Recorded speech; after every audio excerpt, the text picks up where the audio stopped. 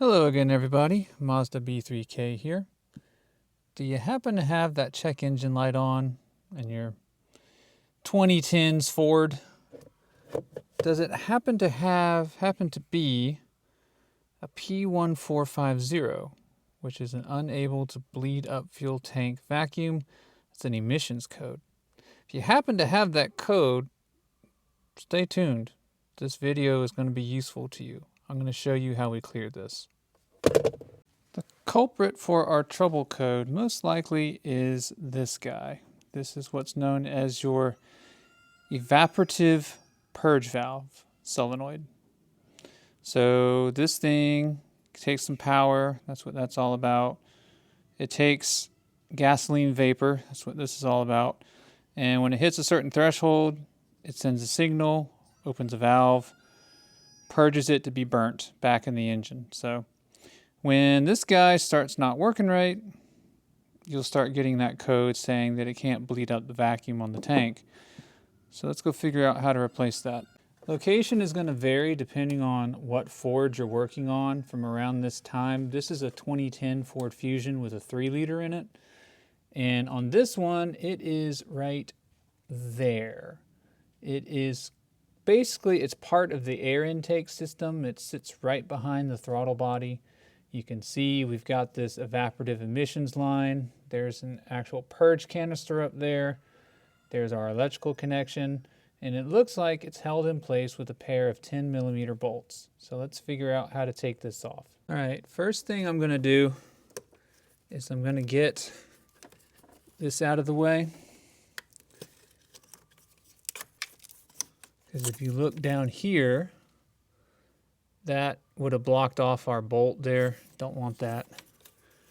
We're going to pull the electrical and then pretty much have all that out of the way.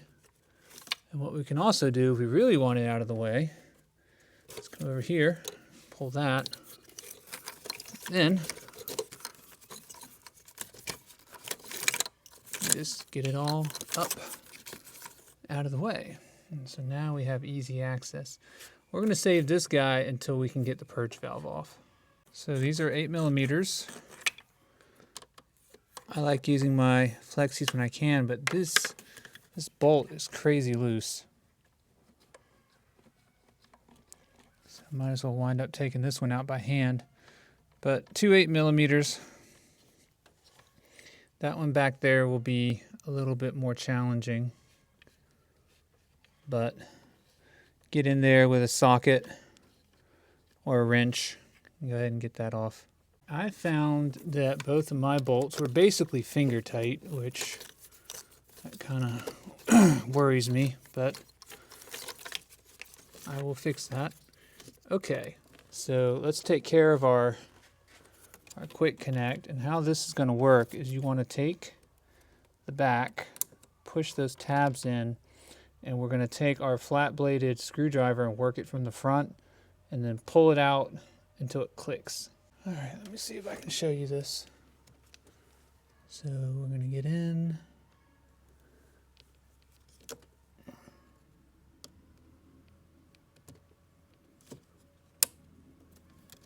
Push in from the back. And again, they do make a specialty tool for this, but I don't have it.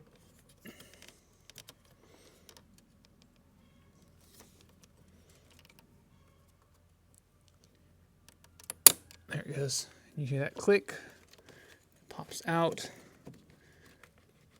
and then you can just wiggle it off. And there we go. All right, we're gonna put it back in, reverse of how we took it out. So we're gonna push this guy back, get him seated, click him back in. Then you have that.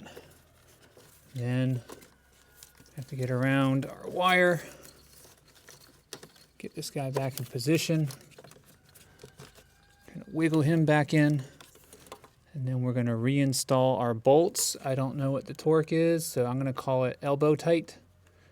I mean, you're going into plastic, so don't go too crazy. All right, last thing to do once our connections are snug is to rerun our cabling So we know we have to sneak this big guy across. See, kind of sneak him out there. Pull him through like so. Run him over here. And then we have our EGR.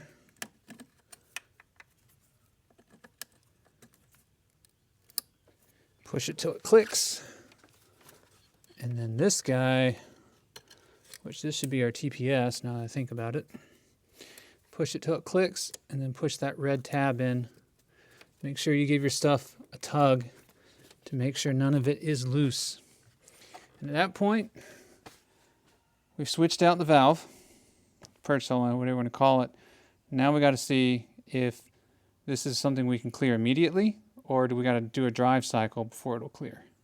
So based on my research, what we're going to need to do to see if we've cleared this code or not is we have to initiate a drive cycle. And that is exactly what it sounds like. Turn your car on, drive it around for, I don't know, half an hour or so, long enough for it to actually test this function, which it can only test with the engine running, and see if your code clears or not. Good morning, everyone. Today is a new day. So I drove, as you can see, approximately 50 miles yesterday. It was a lot of running errands, so a lot of turn the car off, turn the car on, drive around a little bit, turn the car off, turn the car on.